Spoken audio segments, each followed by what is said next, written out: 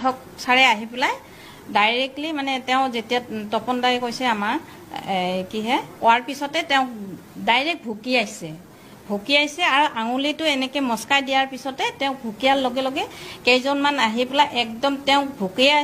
আছে ৱালত মানে এনেকৈ ঠেকিনি মাৰিছে হয় নন্দন কালিৰ যি ঘটনাটো আচলতে এগৰাকী মহিলাৰ প্ৰৱেশৰ ক্ষেত্ৰত আচলতে এই সূত্ৰপাত হৈছিলে আৰু মহিলাগৰাকীক লৈ যিটো ঘটনাটা সূত্ৰপাত হৈছিল আৰু মহিলাগৰাকী এই মুহূৰ্তত আমাৰ লগত উপস্থিত আছে আৰু বাইদেউ প্ৰথমে আপোনাৰ চিনাকিটো দিয়কচোন মোৰ নামটো হ'ল দীপালী দাস হয় কি হৈছিলে কালি ঘটনাটো কালি মই মানে পংকজ পাঠকে অহা বুলি শুনিছোঁ যে তেওঁ চুলি গজাই দিয়ে অৰ্থাৎ মোৰ চুলিখিনি মানে কম আছেতো মই উইক ব্যৱহাৰ কৰোঁ তাৰপিছততো মই মানে তেওঁক দেখা পাই পেলাই ষ্টেজৰ ওপৰত উঠি গৈছোঁ গৈ পেলাই মই তেওঁক কৈছোঁ যে ছাৰ মই মানে এটা সমস্যা আছে ডাঙৰ সমস্যাটোৰ কাৰণে আহিছোঁ আপোনাৰ ওচৰত আৰু কি তাৰপিছত তেওঁ কৈছে অঁ ৰ'ব মানে তাৰপিছত তেনেকৈ কোৱাৰ পিছত তেওঁ এনাউন্স কৰি আছিলে এনাউন্সটো মানে লাঞ্চটো থৈ পেলাই তেওঁ মানে কৈছে আৰু অঁ কওকচোন বাৰু আপোনাৰ কি সমস্যা মই ক'লোঁ মোৰতো মানে উঠ লগাইছোঁ মোৰ চুলিখিনি হৈছে ইয়াতে কিবা ঔষধ দিয়ে নেকি বোলে সেইটো কাৰণে আহিছোঁ বোলো মোৰ বহুত অসুবিধা আৰু বহুত সমস্যাৰ মাজত চলোঁ আৰু কি কাৰণ যিহেতু মোৰ মানে হয় মই পাঠক ছাৰকে কৈছিলোঁ যে ছাৰ মোৰ বহুত সমস্যা আমি আৰ্থিক অৱস্থাৰ পৰা বেয়া এই উইক এটা কিনিব গ'লে নাই বোলে 20,000 মান পৰি যায় মিনিমাম তেনেকুৱা তাৰপিছত তেওঁ মানে কৈছে কি তেনেহ'লে আপুনি এটা কাম কৰক ইমান মানুহ মানে শ মানুহ আছিলে তাত কৈছে মানুহবিলাক কমি যাওক মানুহবিলাক যেতিয়া গুচি যাব তেতিয়া মানে আপোনাক মই ঔষধ দি আছোঁ বোলে তেনেকৈ ক'লে কোৱাৰ পিছত মই ৰৈ আছোঁ ৰৈ থাকোঁতে মানে তেওঁ কি কৰিছে পিছত দেখা পাওঁ মানুহ কমি যোৱাৰ পিছত তেওঁ কি কৰিছে গাড়ীত উঠিছে গাড়ীত উঠাৰ পিছত মই বোলো তেওঁক বিচাৰি আছোঁ ক'ত গ'ল নাই পিছত মই মানে তাত তেওঁলোকৰ কমিটিৰ মানুহবিলাকে আছিলে তেওঁলোকক সুধিছোঁ অ' দাদা ছাৰে ক'ত গ'ল মই অলপমান ঔষধ খুজিছিলোঁ ইয়াতেতো মই মাইকী মানুহ লগাব নোৱাৰিম যিহেতু মোৰ সমস্যাটো ডাঙৰ সমস্যাই হয় গতিকে অলপ ঔষধ দিলে ভাল আছিল আপোনালোকৰ কমিটিৰ মানুহ যদি কৈ পেলাই অলপ দিব পাৰে যদি মানে ভালহেঁতেন তাৰপিছত কৈছে যে তেওঁলোকে কৈছে যে আমিতো ক'ব নোৱাৰিম এতিয়া তেওঁহে ক'ব পাৰিব তেওঁক বিচাৰি যেতিয়া পালোঁ যে তেওঁ গাড়ীত বহি আছে গাড়ীত আহি বহুতবাৰ মানে তেওঁক মাতিছোঁ আৰু যে ছাৰ কি তেওঁ তেতিয়া মানে মোবাইলত খুব ব্যস্ত হৈ আছে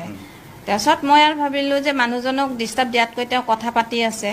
তেওঁ কথা পতা হোৱাৰ পিছত মই মানে তেওঁক মানে সুধিম বুলি ভাবি আছোঁ তথাপিও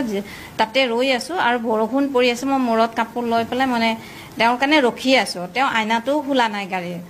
তাৰপিছতে তেওঁ মানে মোবাইলটো থৈ দিলে তেতিয়া মই মানে কৈছোঁ ছাৰ আপুনি যাব ওলাইছে নেকি মই ঔষধটো খুজিছিলোঁ তেওঁ মানে একো নক'লে তেওঁ মাইকতে মানে ভিতৰৰ পৰাই তেওঁ এনাউন্স কৰি কৈ আছে যে যিসকলে মানে ঔষধ পোৱা নাই তেওঁলোকে অলপমান তাতে ৰৈ থাকক মই ইয়াতে ৰেষ্ট লৈছোঁ তাৰপিছত তেনেকৈ কৈ পেলাই মই মানে এই তাত বহিলোঁ ষ্টেজৰ ওপৰত যাই মানে তাতে আছোঁ আৰু তাৰপিছতে মই সেই যিজন মানে তেওঁলোকৰ কৰ্মী আছিলে দুজন তাৰপিছত এজনক মই কৈছোঁ দাদা আপুনি ক'ৰ পৰা আহিছে কয় কি আমি সৰ্থেবাৰীৰ পৰা আহিছোঁ ছাৰৰ ঘৰ ক'ত বোলে বৰপেটাত হয় তাৰপিছত মই কৈছোঁ যে দাদা বেয়া নাপায় যদি মোক অলপমান ঔষধ দিব নেকি যিহেতু মই ইয়াতে লগাব নোৱাৰিম ইয়াতে চব ল'ৰা মানুহ পুৰুষসকল মই এজনী মহিলা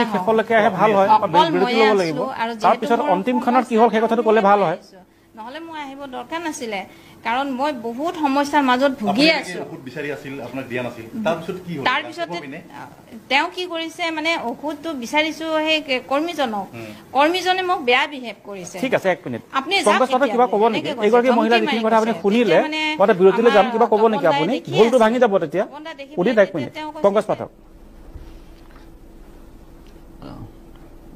হয়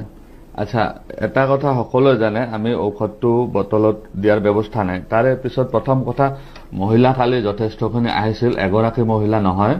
পুৰণা ভিডিঅ'বিলাক মহিলাৰ ফেচ নাহিলেও তাতে লাইভত দেখা পাব মহিলা প্ৰায় 40-50 গৰাকীমান আছিল তেওঁলোকক আমি সাইড কৰি ধুনীয়াকৈ লগাই দি আছো তাতে যিখিনি মহিলা আহিছিল বেছিভাগৰ এনেকৈ সমস্যা হয় তেওঁলোকক মঞ্চৰ পিছফালে সাইডত গৈ আমি লগাই দিছো আমাৰ মানুহে লগাই দিছে ধুনীয়াকৈ আচ্ছা এওঁৰ লগত মোৰ একো হেৰি নাই মানে কি তেনেকুৱা একো হেৰি নাই তেওঁ প্ৰথম যিখিনি কথা কৈছে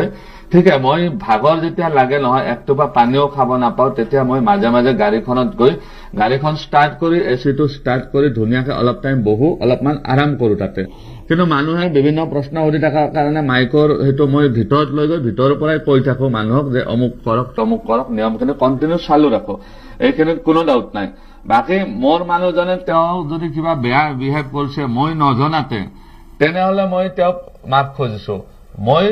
এনেকুৱা কোনো দেখা নাই মোৰ লৰাই আজিলৈকে কাৰোবাক বেয়া বিহেভ কৰিছে যেন তেওঁ কৈছে মহিলা হিচাপে তেওঁৰ প্ৰাইডটো আমি ৰাখিব লাগিব আৰু তেওঁ যদি মোৰ মানুহে কিবা বেয়া কৰি কৈছে সেই মোৰ ষ্টাফক আপুনি তেওঁৰ ঠিকনাটো লৈ লওক ঠিকনাটো আছে নে ঠিকনাটো আজি লৈ লওক অনুষ্ঠানত ঠিকনাটো লৈ পেলাই আপুনি দৰৱ পঠাই দিম বুলি কওক নহয় আমি নেক্সট কেম্প আৰু হেইত আছে লক্ষীপুৰত আছে মানে নেক্সট মাহত হ'ব তো সেই তেতিয়া গলে আমি তেওঁক এইটোৱে ৰিকুৱেষ্ট কৰিম আমি হাতত দিব নোৱাৰো কাকো কাৰণ এইটো যিখিনি প্ৰিকশ্যন আছে সেইখিনি নামানিলে চকুত পেলাব কিবা হ'ব মোৰ অসুবিধা হ'ব গতিকে তেওঁক ৰিকুৱেষ্ট কৰিম 6 আগষ্ট তাৰিখে আমাৰ লক্ষীপুৰত আছে আমি তেওঁক ডেফিনেটলি লগাই দিম তাতে আহক তেওঁৰ প্ৰাইডটো